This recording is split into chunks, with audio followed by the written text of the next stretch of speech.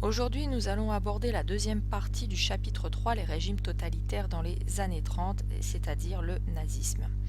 Pour commencer, une image qui fait parler l'ensemble du programme sur le nazisme, en effet, elle représente une manifestation qui a eu lieu à Nuremberg, rassemblement de foules nazifiées, rassemblement d'une foule qui adhère totalement à l'idéologie nazie. Cette photo a été prise donc lors du meeting de Nuremberg en 1935.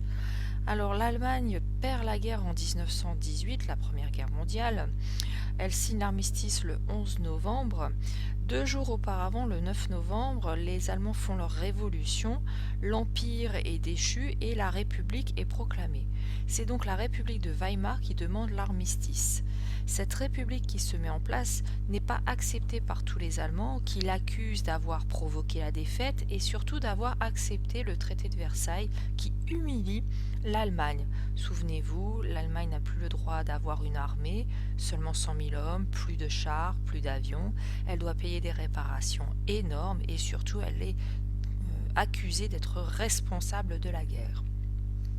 Cette république est donc très peu appréciée, seuls les véritables démocrates soutiennent ce nouveau régime. La République de Weimar dure donc de 1919 jusqu'en 1933, date à laquelle Hitler prend le pouvoir et met en place un régime nazi qui perdurera jusque 1945 à la fin de la guerre et qui correspond aussi au suicide de ce personnage. Alors, deuxième grande partie, le régime nazi, et première sous-partie, nous allons voir la mise en place du régime. Alors, qui est Adolf Hitler ? Eh bien, c'est un Autrichien et non pas un Allemand comme on pourrait le penser. Il est né à la fin du 19e siècle et il meurt en 1945, le 30 avril.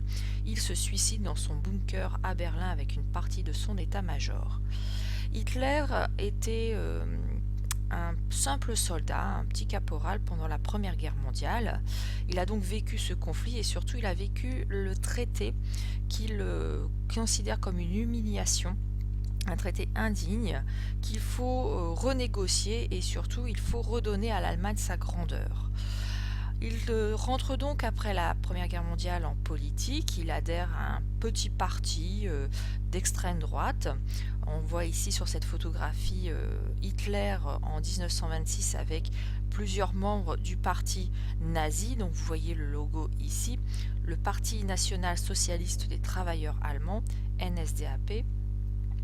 Et il tente de prendre une première fois le pouvoir en 1923. Il tente un coup de force à Munich qui le conduit directement en prison. C'est un véritable échec. Pourtant, en prison, il prend le temps d'écrire son ouvrage qui a fait le tour du monde, qui s'appelle Mein Kampf, Mon combat, dans lequel il relate l'ensemble de son idéologie, l'ensemble de ses idées politiques et de ses croyances, notamment racistes. Alors, que retenir ? 1918, l'Allemagne devient une république.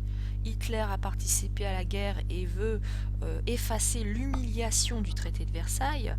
Il crée dans ce contexte un parti à la fin de la guerre, le NSDAP, Parti national socialiste des travailleurs allemands, qui en allemand, en abrégé, s'appelle le parti nazi ou nazi en français.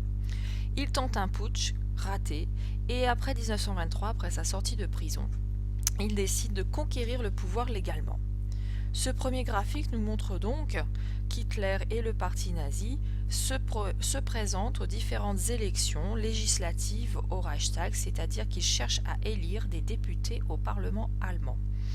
Donc on voit en 1924 une première présentation de candidats, 1928, mais on voit surtout que les scores sont très faibles, avec moins de 10% du nombre de sièges. En 1928, les nazis n'ont que 12 sièges, donc on voit même une recrudescence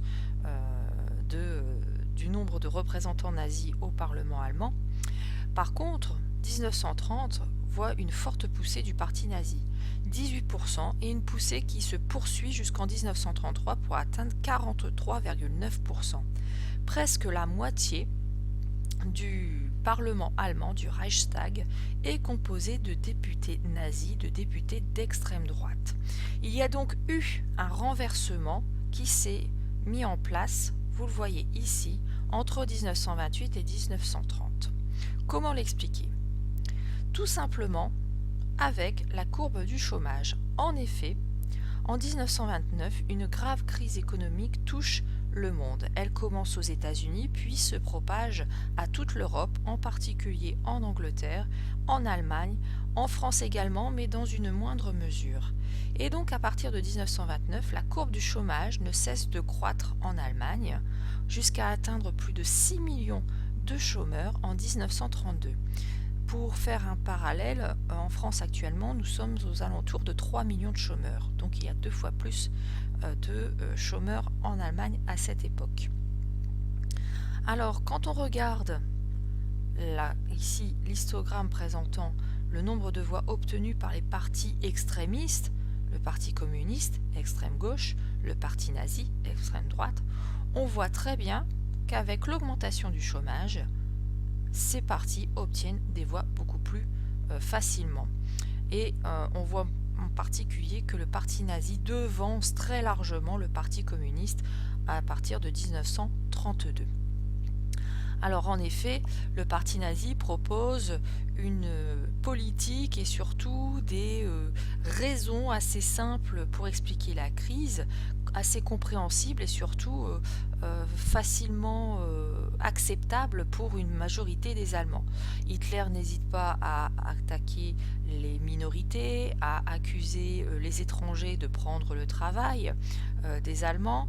Il n'hésite pas également à faire de grandes promesses sur la remise en route de l'économie grâce à des actions très fortes. Devant le poids politique pris par le parti nazi et par Hitler, le président Hindenburg n'a d'autre choix que de le nommer chancelier le 30 janvier 1933. Alors, chancelier, c'est un titre ministériel, il en fait de lui le chef du gouvernement, l'équivalent de notre Premier ministre. Hitler prend donc le pouvoir le 30 janvier 1933 de manière légale. Il est nommé par le président de la République allemande qui a été lui aussi légalement élu. C'est à partir de ce moment-là qu'Hitler met en place une dictature. Il commence, vous le voyez sur ce premier document, il commence dès février 1933 à mettre en place des décrets, donc des textes qui ont force de loi sans pour autant avoir été votés par le Parlement allemand. Alors ces premiers décrets portent sur la liberté, il restreint la liberté des personnes, la liberté d'expression, la liberté de la presse, il interdit le droit de réunion, de coalition, il peut également confisquer et perquisitionner, donc c'est un véritable état policier et avec des libertés qui n'existent plus, qui se met en place très rapidement. Puis, à partir de mars, puis de l'été 1933, il augmente peu à peu ses pouvoirs. Par exemple, dans le petit b, les lois édictées par le gouvernement peuvent s'écarter de la constitution du Reich. Donc il peut écrire des lois, faire passer des lois qui sont anticonstitutionnelles, ce qui serait impossible dans toute démocratie. Les lois peuvent être rédigées directement par le chancelier, c'est-à-dire par Hitler. Il interdit tous les autres partis politiques à partir de l'été 1933, seul le parti nazi est autorisé. Alors que retenir ? Eh bien, le parti nazi devient le seul parti autorisé, les autres partis sont abolis, il n'y a donc plus de multipartisme, on est dans un pays qui n'a plus de démocratie, où les opinions ne peuvent plus s'exprimer. Hitler va même jusqu'à se débarrasser de ses propres membres, des propres membres de son parti qu'il estime être des rivaux, des opposants potentiels. C'est la nuit des longs couteaux qui a lieu en 1934. Il veut donc rester le seul maître à bord, ce qu'il fait en 1934 en obtenant l'ensemble des pouvoirs du président. Et il se fait nommer désormais le Führer, c'est ce qu'on peut voir dans le petit d de ce document. Il devient Führer, le guide, et chancelier président du Reich, c'est-à-dire de l'Empire allemand. Il rétablit non plus une république, mais un Reich. Alors, quelle est l'idéologie d'Hitler et des nazis? C'est une idéologie qui est à la fois raciste et belliciste, c'est-à-dire qui est propice à entamer des guerres avec les voisins. Un premier extrait de Mein Kampf, toujours, puisqu'Hitler parle très bien de ses pensées dans ce livre. Sa première idéologie est raciste, ce qui veut dire qu'il pense que les hommes sont divisés en races, qu'il y a donc plusieurs races humaines et que ces races, à l'image des animaux, composent une hiérarchie. Il y a des races supérieures et des races inférieures.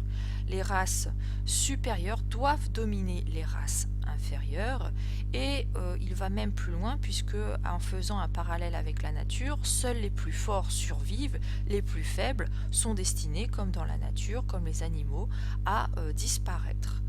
Dans son échelle de race, il y a tout en haut la race allemande, la race germanique, qu'on appelle la race aryenne, donc arien A-R-Y-E-N.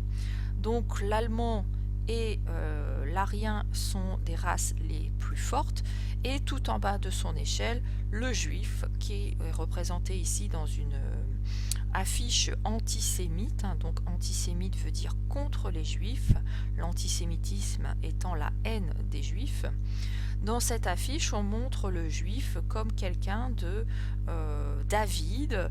L'argent dans la main montre que cette idée de juif riche qui ne cherche qu'à s'enrichir, et puis avec un faciès qui est assez caractéristique de l'antisémitisme. Les juifs sont représentés avec un nez crochu, de grandes oreilles, une barbe, des yeux mi-clos, un petit peu en amande. Donc cette idée que le juif ne ressemble plus beaucoup à un homme tout à fait normal, et ressemble plus à un animal, et souvent le juif est associé au rat, ce qu'on retrouve dans d'autres affiches. Donc le juif est la race la plus inférieure. C'est de cette idéologie que naissent les grandes lois antisémites de Nuremberg en 1935. Les juifs sont progressivement exclus de la société. Par exemple, les mariages entre juifs et allemands sont interdits. Les juifs sont déchus de leur citoyenneté. Ils n'ont plus le droit de porter les couleurs du Reich, de d'hisser le drapeau national. On va les mettre au banc de la société en leur faisant porter très progressivement des insignes distinctifs, dont l'étoile jaune qu'on peut voir ici. On va également porter des écriteaux sur leur vitrine indiquant que tel magasin est juif, pour inciter les Allemands, les Aryens, de ne pas entrer dans ces magasins et de surtout pas acheter chez eux. Donc les juifs sont humiliés, sont contraints très progressivement à l'exil. Entre 1933 et 1938, 25 000 juifs migrent chaque année. Ici une autre photographie donc de 1935 présentant une place publique sur laquelle on a apposé des écriteaux: Femmes, jeunes filles, prenez garde aux souilleurs de race, le juif. Nous mettons en garde contre les pickpockets et les juifs. Donc le juif est véritablement l'ennemi, l'homme à abattre, dont il faut se méfier. Pour aller un petit peu plus loin, les nazis utilisent également la propagande.